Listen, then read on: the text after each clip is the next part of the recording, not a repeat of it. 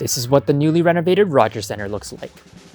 Is this adult safe? The $300 million renovation began last year with the intention of revamping the space to give it a new look for the 2023 season. So Jack and I went to check it out for ourselves. The most notable thing was that they removed all 17,000 seats at the 500 level, replacing them with new seats, as well as 2 new rooftop patio areas. The first one is called the Corona Rooftop Patio in the right field, with wooded walls, warm lighting, green accents, and of course, beverages with a view of the diamond. Not unlike any of the other really cool, trendy patios that you might find in downtown Toronto. The Park Social is a family-friendly patio which had so many activities and colorful seating that it was almost quite literally out of left field.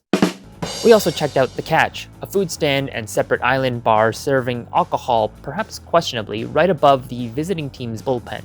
We also checked out the flight deck on the 200 level that had a bunch of arcade games, live music every home game, and a little shuffleboard if that tickles your fancy. So I gotta say, overall, I'm super impressed with what they did here. I'm pretty excited to come and watch a game from this Corona Rooftop Patio or the Park Social Patio. The Blue Jays play their home opener against the Detroit Tigers on April 11th at 1 Blue Jays Way.